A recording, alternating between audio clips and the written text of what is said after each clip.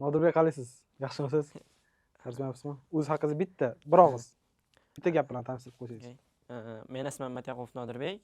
O'sha Xorazm viloyati Yangibozor tumanida tug'ilganman. O'sha qishloqda o'sganman men ham. Bu yerga universitetda o'qish uchun kelganman. Montajdan oldin qanaqa, nima sohaga qiziqqansiz yoki nimalar qilgansiz? Montajdan oldin ko'p sohalarga qiziqqanman. Menimcha undan oldin birinchi sinfimdan ko'p narsalarga qiziqardim. Birinchisi o'sha tasviriy san'at bo'lgan. Rassom bo'lganman, bosib rasmlar chizganman. Undan keyin yana qiziqishlar ortib sportga borganman, kurashga qatnashganman. Undan keyin o'sha oxirida o'sha maktab tamom bo'lishiga yaqin fizikani yaxshi o'qirdim. Fizika yaxshi o'qiganim uchun robototexnikaga qiziqardim, qattiq qiziqardim. O'sha paytda o'sha joyda o'zimizning qishloqda narsalar yasab, o'sha tumanimizda birinchi o'rinni ham olganman. Keyin normal narsalar yasab yurganimizdan keyin birinchi o'rinni olganman. Lekin bunga yarasha nima bo'lmagan menda. Taqdirlash yoki bu narsa bo'lmagan. O'shaning uchun u narsani katta bo'lganimdan keyin tushunib yetganman. O'zimdan xarajat qilib yasardim. Просто uni maktabga olib qolishardi, bo'ldi.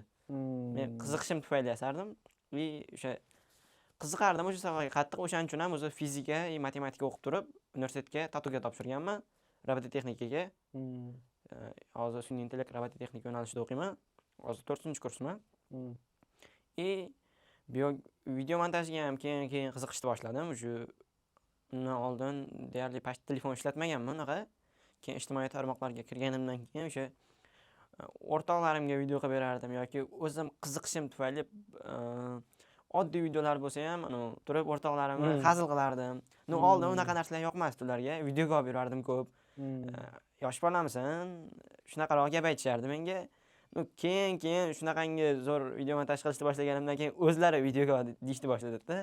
Shunaqa narsa bo'lgan. Aynan qaysi paytda siz men video montajyor bo'laman deb qaror qildingiz? Ya'ni mani soham ekan degan qaror bor-ku. Qiziqish bo'ladi, qachondir kasbga aylantirsam bo'lar ekan degan qaror. Qiziqish bo'ldi. O'sha qanchadir men universitetda ham o'qiyapman. Ikkinchi kasb qilib turib, universitetda ham men kelajagimni ko'rmayapman unchalik. Qilsa bo'ladi, harakat qilsa bo'ladi, lekin men uchun qiyindek tuyuldi, chunki universitetda ikkinchi yoki uchinchi kurs edim. Normal narsa o'rganmadim yo'qdan. Universitetda o'zim soham bo'yicha zo'r bo'lib chiqish uchun baribir u yoqda ham kursga borishim kerak edi. Lekin keyinchalik u narsadan pul topish, uni kelajagini ko'rishga qiynaldim. Keyinchalik video montaj o'zimga yoqardi. Qilgan ishim o'zimga kayf berardi. Shunaqa aytganda, maza qilardim ishimni. O'zim video montaj qilib turib, ko'radigan bo'lsam, faqat o'shaning uchun ishlardim oldin. O'shaning uchun ham video montajda ishlashni boshlaganimdan keyin kimdirlar agar montajda shunaqa qilib beradigan bo'lsam, lekin mendan o'zimga yoqmaydigan narsani so'raydigan bo'lsa, u narsani qilib bera olmasdim. O'sha narsaga qiynalganman. Oila a'zolaringiz nima deyishgan sohaga? Men institut o'qiyapsiz, lekin montajga ham qiziqyapsiz. Oila a'zolarim, dadam unaqa qarshilik qilmagan, chunki dadam o'zi ham Toshkentga bu yerga kelib o'qigan kichkina paytida. Keyin buxgalter bo'lib ishlardi o'zi, hisobchi bo'lib dadam. Keyin u ishini tashladi, men zerikdimmi bilmadim. Keyin boshqa ishga o'tgan. Dadam qaysi kasb tanlashimga nima qilmagan, qarshilik qilmagan. Oyim ham pastga hech kim meni to'sishmagan nimadan. Dadam qo'ygan narsasi menga o'sha ikkinchi yoki uchinchi kursdan o'zing ishlab, o'zing ta'minlashing kerak, shunaqa narsalar qo'ygan. Chunki men dadamni bilardim, men xohlaganimcha, men so'raganimcha pul berardi, lekin u narsani qilmagan menga. O'zi ishlab pul topsin deb harakat qilishim uchun o'sha nima qilgan. O'sha narsani mendan talab qilgan. O'sha narsani qilgani uchun ham hozir o'zim kasbimga erishdim. Masalan, oldin video montajda prosta takka hobbi sifatida qilardim uni. Keyinchalik pul topishni boshlaganimda o'sha narsaga harakat qilib turib, harakat qilganimdan keyin o'sha yaxshiroq o'rgandim yoki u joydan ish izlandim, qancha joylarga yozganman ish so'rab. Masalan, telefonda montaj qiladigan paytlarim ham bo'lganda, o'sha paytlarim ko'p joylarga borib tekinga ishlaganman, 600 ming oylikga ishlaganman, shunaqa bo'lgan. Sizga o'xshagan bolalar bor-da? Aynan shunaqa. Telefonda qilib yuribdi, lekin hamma yoqqa aytib yuribdi. O'shalarga nima deysiz? Nima qilish kerak ular hozirgi etapida? Ularga maslahatim o'sha to'xtamaslik kerak. To'xtamasdan turib o'rganish kerak bo'ldi. O'sha masalan men telefonda montaj qilaman. Masalan, men ham telefonda montaj qilgan paytim qaysidir paytlari kelajagimni ko'rmay qolganman. Masalan, o'sha 60 yoshimga chiqib ham telefonda montaj qilib videoga olib yursam, qanaqa bo'larkan deb o'zimga kulgili tuyulgan. Keyin qarasam, o'sha bu yoqda dunyoqarash kengaygan sari bu yoqda nimalar ham ochilib boradi-da o'zi. O'zi oldin masalan ko'p men shu telefonda yoki kompyuterda montaj qilaman, bo'pti, xo'p. U paytda ham katta qilardim, oddiy qilardim. Lekin katta dorga osilib qo'yib, qaysidir aka bor. Nima gap degan, qanaqadir nimani olib chiqadi, podkast olib chiqadi. U ham rejissyormi shunaqa. Shunaqa. Sardor aka. Elbek akani ham olib chiqqan yaqinda. O'sha akani qanaqadir kursiga yozilib qo'yganman. U paytda o'sha bir haftalikmi, bir kunlik kursi $500 mi qanchadir degan menga. O'sha payt telefonda qilib gaplashganmiz. O'sha payt so'ragan. Oddiy men o'qimasdim o'sha paytda, uncha pul yo'q edi yonimda. Chunki o'sha paytda gaplashganning o'zi ham katta nima bo'lganda, masalan men bilan gaplashganmiz, o'sha paytda aytgan, siz hozir o'ylayapsiz dedi, masalan, telefonda montaj qilib yuraman yoki o'zingiz katta orzungiz qaysi deganda, masalan, o'ylaganman hozir. Men o'ylardim o'sha payt DJ Razamning videolari yoqardi menga, montajlari, rangi yoqardi o'zi, nimasi ham yaxshi, bu ssenariylari. O'shaning uchun ham qiziqardim. O'shani videolarini montaj qilib berib, o'shalar bilan ishlash deb aytganman. Agar siz meni kursimda o'qiydigan bo'lsangiz, kursimda o'qigan bo'lsangiz emas, agar siz shunaqa darajaga chiqasiz, agar men bilan ishlaydigan bo'lsangiz, kerak bo'lsa o'sha teacher Azam yoki bundan katta odamlar ham yoningizga o'zingiz so'rab keladi. Sizni talashishadi dedi-da. Keyin o'sha harakat qilishni boshlaganman shu montajga, bu yog'iga. Sekin-sekin kichkina ishlarda ishlab ko'tarilib boraverganman-da. Aynan qaysi chasda edit maktabini yo'lingizdan chiqib qoldi? Edit maktabi yo'limdan chiqqan payti, u paytda normal ishga o'sha joylashib bo'lgandim. O'quv markazida ishlardim, koreys tili. Koreys tili o'quv markazi, Getopikda ishlardim. U yoqda ishlayapman, ish zo'r bo'lyapti, pulim kelyapti. Lekin o'zim yasayotgan videolarimdan ko'nglim to'lmayapti. Ko'nglim to'ladi desam ham, u yoqdagilar kuniga bitta video qilib berardim. Kuniga bitta video chiqishi kerak. Shunaqa nima bo'yicha ishlardi.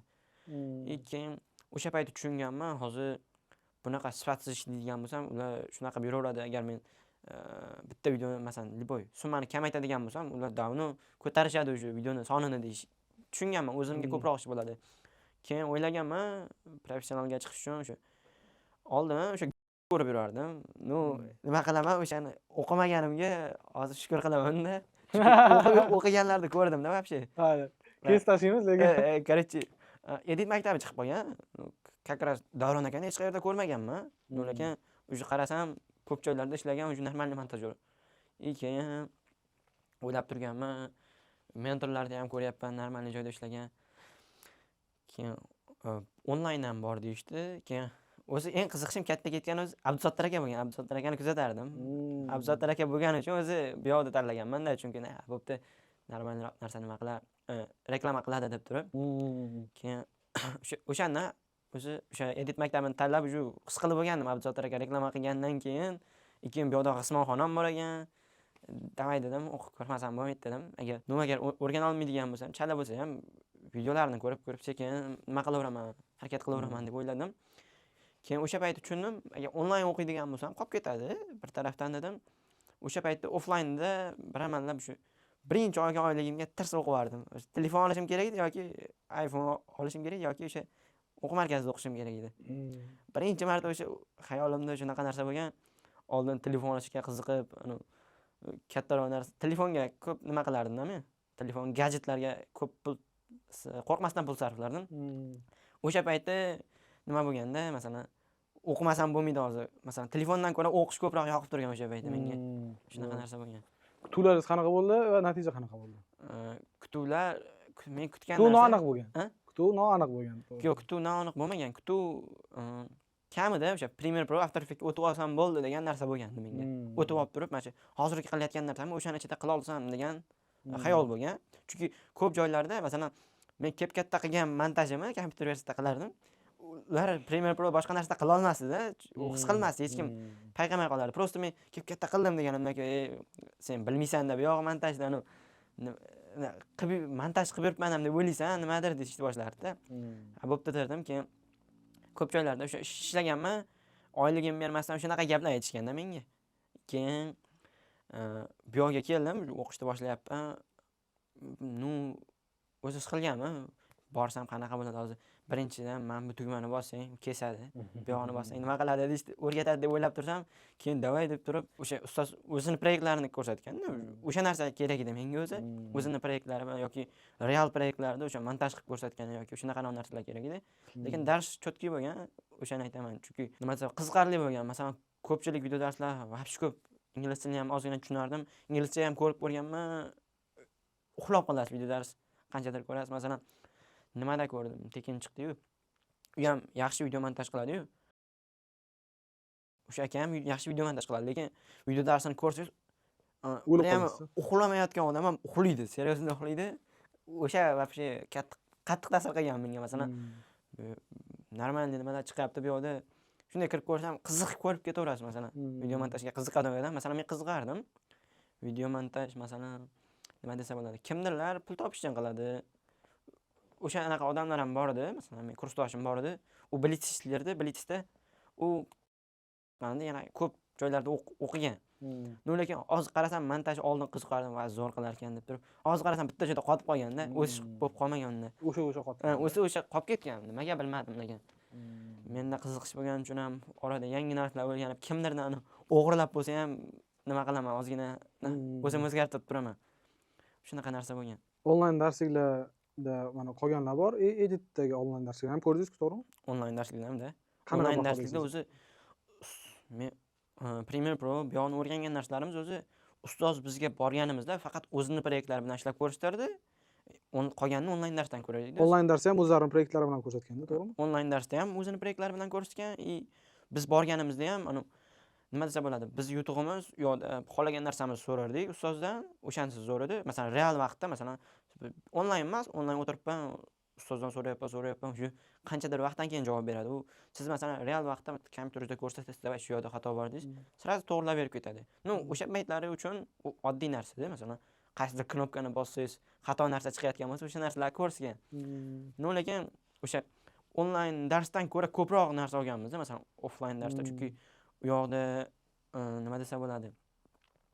Onlayn darsda ham o'zini proyektlar bilan ko'rsatgan, lekin offlayn darsda bundan boshqa narsalar ko'rsatganda, bundan boshqa proyektlar yoki nima desam bo'ladi, o'zi ko'p bizga unaqa o'qitmadi, masalan, bu Premiere Pro buni bossangiz nima qiladi deb. Bizga ko'proq o'sha nima desa bo'ladi uni. Bizni montajyor sifatida o'sha nimani dunyo qarash bo'ladi-yu, o'shanaqa narsani o'stirdi. Chunki ko'p odamlarda o'shanaqa narsa yo'q, masalan, nima desa bo'ladi? Tipografiya desa ham emas. Tipografiyani qarasangiz, kimdirlar g'alati shriftlardan foydalanib qo'yib qo'yadi. O'shani qarasam hozir meni ko'nglim g'alati bo'ladi-da. Shunaqa bilan vkus o'stirdi desa ham bo'ladi-da. Ijodkorlikda shunaqa narsa. Masalan, siz offlayndagi ko'rmaganingizda, onlayndan ham yaxshi natija ola olurdingiz, nima deb o'ylaysiz? Men agarda nima qiladigan bo'lsam, lekin onlayn ham chotki chiqqan, chunki aytayapman-ku, biz ustoz borganimizda qo'shimcha takrorlardik. Ustoz yoniga borib turib, masalan, onlaynda tushunmagan narsalarimizni bu yerda so'rardik. Yana qo'shimcha narsalar o'rganardik. O'zi ko'pi o'sha onlayn darsni ko'rib kelib turib, o'shanga qarab turib savol berar edik biz ustozga. Shunaqa narsa onlayn ham chotki chiqqan ekan, chunki Premiere Pro'ni o'rgandingiz. Premiere Pro'ni masalan CapCut'da ham qilsa bo'ladi, kesish, ovoz qo'yish, shunaqa narsalar. Lekin After Effects'lar darslari vobshe udar chiqqan, vobshe yoqqan menga. Oxirida kartani animatsiyalari, unaqa narsalar. Masalan, hozir bunaqa narsani O'zbekistondagi o'rgatib turgan odamlarda ko'rish qiyin-da bunaqa. Masalan, ko'plar kursini ko'rganman, zo'r bunaqa deydiganlar. Unaqa narsa yo'q-da. Masalan, kurslarni o'qigan bitta bola bilan bitta joyda ishlayman-da. Ishlagandim. Koreys tili o'quv markazida o'sha ishlagan paytim u kursini sotib olgan ekanda. Bizdan kichkina yoshi to'g'ri. Faqat template ishlatadi-da. O'sha yuklab olib turib template ishlatadi. Template ishlatgan ham bir tarafdan foydali, lekin vobshe cheklab qo'yadi odamni. Masalan, template'ni buzib turib, o'zingiz boshqa narsa yozasiz bo'ladi o'sha narsalardan foydalanib. Lekin u birga bir o'sha narsalarni o'zgartiradi, tamom. Shunaqada. Endi odamda nima bo'lish kerak-ku? Insof bo'lish kerak-ku. Faqat template'dan o'chirib turib, mana shu narsani qo'ysang bo'ldi. Men sen zo'r bo'lib ketasan bu yoqqa. YouTube'dan o'rgansan. U narsani YouTube'dan o'rganish ham shart emas aka. Qilgan prosta After Effects'ni biladigan odam ham ichiga kirib turib almashtirish kerakligini tushunib oladi-ku. Altda bosib turib o'rniga qo'ysa, "Xo'p, mana bitta ekan, xo'p." Shunday tashlasa. Prosta bu template sotyapti desa ham bo'ladi-da bir tarafdan. Endi bilmadim, lekin o'sha o'qib chiqqan bola yana men zo'r o'quvchisiman derdi o'sha payti. borib nimadirlar qilib turib, Nestvanga chiqib, yoniga borib video olib keldim, nimadirlar qilib keldim deb yurardi. Lekin shunaqaroq-da. Ular ham endi o'sadi, prosta shuni Shaxsiyatni men agar uning o'rnida bo'lib qolganimda, men ham shunaqa bo'lib qolishim mumkin edi. Masalan, bizga faqat shunaqa template o'rgatilmadi yoki nima desam bo'ladi, yuzaki chetlab ketishmadi. Masalan, bizga template berib turib, "Davay, biz o'quvchilarimiz shunaqa narsani qilishdi" deb turib. Masalan, men o'zimdan hozir yarata olmayman, prosta vaqt kerak shunaqa narsa. Ya'ni men tushunganim, aytmoqchisiz, hozirgi ko'pchilik mutaxassisligiga qarab emas, mashhurligiga qarab sotib oladi. Da, shunaqa bo'lyapti hozir. Nima desam bo'ladi, biz o'rgangan narsamiz Pinterestga kirsangiz estetika deb liboy so'zni yozib turib, estetika desangiz, o'shani yaxshiroq, odamga yoqadiganroq variant chiqadi-yu. Biz shunaqa narsani o'rgandik desang ham bo'ladi-da. Edit maktabining eng asosiy ikkita ustunligi. Eng kuchli taraflari deylik. Eng kuchli taraflari siz sezgan. Birinchisi o'sha video dars ko'rayotganingizda, endi menga bilmadim, qolganlarga bilmadim. Chunki men ham reels ko'raman. Nima desam bo'ladi, qiziqishim o'lib ketadi qachondir, masalan, nima qiladigan bo'lsam, o'sha payti masalan qiziqib ko'rdim-da video darsliklarida. Masalan, ko'plarda video darsligini ko'p video montajyorlar, yaxshi, normal video montajyorlar o'rgatgan odamlarni ko'rganman. Masalan, zerkasizda baribir. Masalan, o'zini majburlab turib, "Men buni o'rganasan", ustida kimdir qarab turmaguncha o'rganmaydi unaqa video darsliklarda. Masalan, bu video darsliklarda masalan, o'zim yonimda kompyuterim bo'lmas, bir paytlar qashab kelardim ishxonaga, og'ir bo'lgani uchun, nimadir bo'lgani uchun. Telefonda ko'rib turib, qiziqib borib turib qilardim-da o'shani. Qiziqish bo'lgan. Ikkinchi tarafi, ikkinchi nimasi ustunligi o'sha estetikani o'stirgani, masalan, dunyoqarashni ozgina o'stiradi montajyor sifatida. Didni o'stiradi. Didingiz normalni o'sadi-da. Masalan, men oldin nimani zo'r deb yurardim, zo'r deb qilib turib, hozir o'sganda masalan, u narsa men uchun axlat saviyalashgansiz. Saviyasi ozgina o'sadi-da montajyor sifatida. Keyin o'sha nima qilgan ham bo'ldi, lekin Davron akani o'zi ham ish berdi, masalan, kanalga yozgandi, eslaysizlarmi? Kanalga bitta video montajyor. O'shanga yozgandim, men bitta video montajini qilib bergandim. O'shani qo'ydik, prosta men o'sha paytda nima qilayotgan narsam, nima montaj qilayotganim esimdan chiqib qolganda. Haddagi emasmi? Haddagida. O'sha musiqani tanlabdi keyin yana. Keyin qaradim, shu montaj qilyapman, zo'r chiqish kerak deb turib, bir kuni uxlamay qoldim-da, ertasi kuni yana turib o'qishga ketib borganman. Davay, zo'r chiqadi deb turib, o'sha payt faqat Afterdan foydalanganman, keyin Davron aka tushuntirdi, masalan, montaj unaqa bo'lmaydi, masalan. O'sha payt esimdan chiqib qolganda, masalan, men o'sha butun hayotingiz davomida nimadir qilib yuribsiz, keyin lekin u narsa qilayotgan narsangiz to'g'ri emas, lekin uni hamma to'g'ri deb biladi. Lekin shu Davron aka tushuntirdi, masalan, montaj masalan bu kadrdan keyin bu kadr kelish kerak, bu kadrdan keyin bu kadr kelish kerak deb tushuntirdi. Men u narsaga yetib bormaganman, prosta men chiroyli chiqish uchun kesganman, bo'ldi. Bu yoqda After ishlatib, tekstlar chiroyli animatsiya qilganman, bo'ldi. Prosta tempo ushlagansiz bo'ldi. Tempo ushlaganman, bo'ldi. Lekin undan ham zo'rroq qilishda imkoni bor edi, masalan. Saviya bilan qiladigan bo'lsangiz, qaraysiz, masalan, video montajyor. Va haka bor, ko'rsatadi, bundan keyin bu keladi, bundan keyin bu keladi. O'sha narsani o'rgatdi menga, masalan. Montaj nima? Bitta so'z, bitta gap aytingchi. Montaj nima? Montaj nima desa bo'ladi? Men uchun masalan montaj storytelling deb aytsa bo'ladi, masalan. Hikoyani yetkazib berish. Hikoyani yetkazib berish. O'shanaqa narsa. Masalan, ko'pchilik montaj prosta kesib qo'yib desangizdan bo'ladi, lekin hikoyangizni tushunarli qilib yetkazib berish kerak-da, bu yoqda ko'rayotgan odamga. U qiynalmasdan, u montajyor emas chunki. Qiynalmasdan tushunib olish kerak. Platformada qalay o'qigansiz? Platformada yuzaki o'qiganman. O'zim uchun o'qiganman, prosta. Yulduz uchun emas, masalan, kirardim, o'rganib olardim, bo'ldi. Qaytib nima qilmasdim unga, reyting yoki yulduz olish uchun nima qilmasdim. Bir paytlar rasm yuklab qo'yib yuborardim. Lekin o'zi bu narsa bo'yicha agar faqat siz offlaynda ham o'qigansiz-ku. Faqat onlaynda o'qiganlar uchun qanaqa zo'r narsa? Onlaynda o'qiganlar uchun chutki narsa, chunki bu yoqda feedback ham yo'qsa bo'ladi-da. Masalan, men qilgan video, men offlaynda o'qiganim uchun bu feedbackni ustozdan borib olardim-da. U agar onlaynda o'qisangiz, bir tarafdan masalan uzoqda bo'lsangiz yaxshi, bir tarafdan yoki ishingiz bo'ladigan bo'lsa, o'sha payt kela olmaydigan bo'lsangiz, shunaqa yozib qo'yasiz, bo'ldi. Ustoz o'zi yoki Telegramda yoki boshqa joydan sizga feedback tashlaydi-da. Feedbackga qarab, feedback lekin normalni o'stirgan meni, masalan, feedbacklar ko'p olsangiz, masalan, o'shaning uchun ham kimdir video montaji yoqmadi, unaqa deydigan, bo'ldi, siz bilan ishlamaymiz degandan ko'ra o'zgartirib berganini ma'qul ko'raman. Mana shu o'zi professionalizm. Masalan, eng ko'p oldin ham bo'lgan narsaga tayyor bo'lib qo'yganman. Masalan, oldin bitta joyda ishlaganman. Video kerak, mendan boshqa video montajlari yo'q. Menga aytayapti 30 chacham o'zgartirganman o'sha payt. Siyqasi chiqib ketgan videoni keyin men o'zgartirib bo'lmaydigan darajada kompozitsiyalarga tiqib nimalarni qilib tashlagandim. Keyin o'shandan keyin nima bo'lib qolgan, agar men ishlasam agarda shunaqa ham shuncha ham ko'p o'zgartirish tushar ekanda deb oldin o'ylamagandim unchalik narsaligini.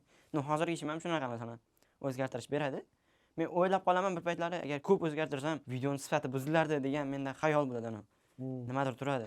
Xuddi siyqasini chiqarib yubordingiz xuddi. Bo'ldi nimadir aralashtirib nimadir qo'shib tashladingiz, videoning sifati buzilgandek, lekin unaqa bo'lmaydi. Xuddi rasm chizsangiz, o'chirsangiz, qog'oz sifat qolsa, o'shanaqa his qilaman men o'zimni. Lekin unaqa emas. Xayolda shunaqa bo'ladi. Texnik unaqa emas. Texnik unaqa emas.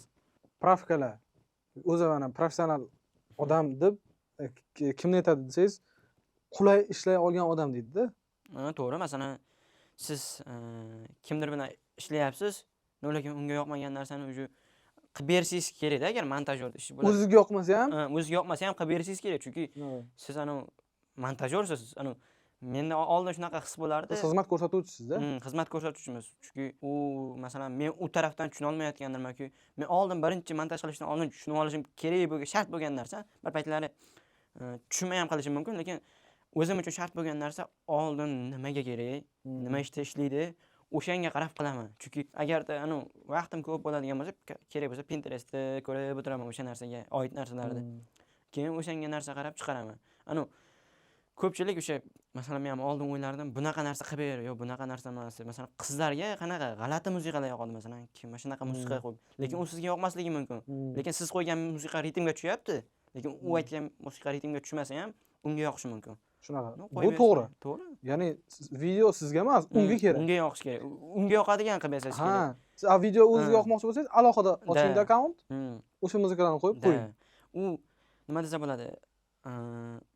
O'zingizga yoqadigan qilib emas, o'sha klientga yoqadigan qilib yasash kerak. O'shanda ko'proq vaqtingiz ham ketmaydi, nima ham bo'lmaydi. Miya ham siqilmaydi. Siqilmaydi. Maza qilib ishlaysiz. Ish karyerangiz nimadan boshlandi? Birinchi ishingiz. Yoki birinchi pul topgan pulingiz qalay bo'lgan?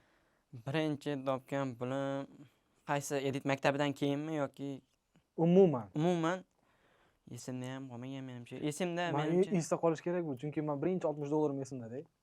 Chunki $60 topgansiz. Men unchalik katta pul topganman hozir. Birinchi topgan pulim video montajda. Bo'ldi, esimda. Dada, esimda ekan. Bu boshqa nimaga yo'yib yotibman uni. Oldin birinchi bo'lgani nima menda qaysidir makina agentство bo'lgan. Men ishonmaganman, chunki ko'p joydan aldanganman, nimadir bo'lgan. Borib turib, bir kundami, 2 kunda короче 6 ta video olib berganman telefonda o'zida. Qanaqadir nimadirlar bilan короче olib berganman. Telefonda o'zida montaj qilib berganman. Masalan, bir hafta bo'lmay montaj qilib berganman, o'sha 600 ming tashlagan. Lekin undan boshqa joyda 1,5 oy ishlab 600 ming olganman. U ishga qattiqroq mehron berganman, lekin ikkalasi ham bir xil pul bergan. Birinchi topgan pulim o'sha 600 ming bo'lgan. 6 ta video qilib berganman 100 mingdan. O'sha telefonda o'zida. Hozir ham turibdi menimcha portfoliyomda o'sha videolar. Tashlab qo'yganman qachonlarda. O'sha bo'lgan. Qalay bo'lgan shuni? Chotki bo'lgandiki, shunday telefon qilyapman, o'sha montajni tashlab berdim. Birata cho'zib yurmaydi-da. Kimdirlar ko'rsangiz, o'sha montajni qilib berdingiz, hamma narsa chotki, pulini tashlab bermay yuradi-yu, qanchadarini tashlab berib, qanchadarini keyin. U sirasi 600 ming tashlab berganda, voy deganman, bo'ldi. Normal 600 ming endi o'zingiz ishlagan pul kartangizda turibdi. Borib maza qilib ovqatlanganman. Yana necha yoshsiz payt? U paytda birinchi kursmi? Hozir birinchi kurs bo'lgan paytim 17 yoshmi shunaqa? 17 yosh edim. O'sha paytda endi o'sha nima qilib yurgan paytimda o'zim sog'omdan pul topgan paytim. Masalan, o'zim sog'omdan ham pul topsa bo'lar ekanda, mana shu faqat o'zingiz yoqqan zapal videolarda kimdir so'ragan videolarni montaj qilib bermaydi. Lekin nima bo'lganingizdan keyin video montajyor yoki o'sha bu sohaga kirgandan keyin men befarq bo'lib qoladimi yoki odam shunchalik nima ko'payib ketadimi deb o'ylab qolaman. Masalan, oldin kimdir javob yozadigan bo'lsa, sira javob berardim. Hozir unaqa emas. Ko'p odam yozgani uchunmi kimdirlarga javob bermayman yoki polni yo'q bo'lib ketadi. Pastga telegram tushib ketaveradi. Kibrbek. Yo'q, kibrbek emas. Siz javob berasiz, agarda ko'rsangiz javob berasiz. Men his qilmaydi u narsani. Ko'rasiz, bo'ldi, keyin javob berarman deb sirasi hozirgi sizga fokusingizni berasiz, bo'ldi. Shunaqa bo'lib qoladi. O'rganishni, keyingi surib yurgan odamlarga nima deysiz? Yillab surib yurgan odamlar bor-da. Yillab surib yurgan Umuman surib yurgan odamlar deylik. ularga nima desa bo'ladi? Kichkina bo'lsa ham sekin o'zgarishni boshlagan yaxshi. Chunki nima desa bo'ladi? Hozir siz boshqa ishingizni qilyapsiz, lekin ozginagina boy odamda masalan kunlik 2 soatdan yo ko'proq vaqt bo'ladi-da bo'sh. Masalan, men o'sha narsaga qiziqqanim uchun agar siz Instagram ko'rish yoqsa, Instagram bilan ko'rasiz. Instagram ko'rasiz borib yoki ovqatlanish yoqsa, bo'sh vaqtingiz ovqatlanasiz yoki uxlaysiz. Masalan, menga uxlashdan ham ko'proq o'sha payti uxlamasam ham video montaj qilish yoqqanda. Masalan, oldingi videolarimni ko'raman, videoni montaj qilib borib mazza qilardim, keyin uxlardim, keyin montajda qilib o'tirib. Короче, o'sha sekin ozgina bo'lsa ham montaj qilib, masalan, bitta Abduzottar akaning videosini qilganman men. Endi boshlagan paytlarim, o'sha payti pul topmaganman, o'shandan keyin pul topishni boshlaganman. O'sha videoni qilganman.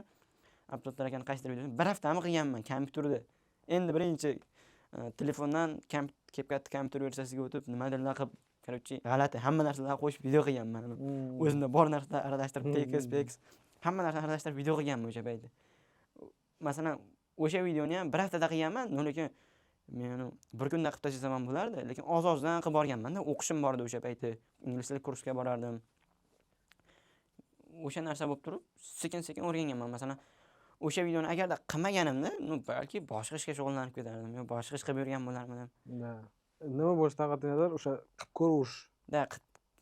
O'xshamaydimi, farqi yo'q. O'xshamaslikdan qo'rqmaslik kerak masalan. Har bir o'xshamagan anundan ham nimadir olasiz. Masalan, men ham kecha Roninda syomka qilishni zo'r bilmayman. Roninda kimdir tuzib beradigan bo'lsa, bir amallab stabilizatsiya qilib syomka qilib olaman-da. Lekin qarasam ertaga bitta akani Restore, o'shanda Restore Pro'da qilib yurgan odamman-da, masalan, syomkani.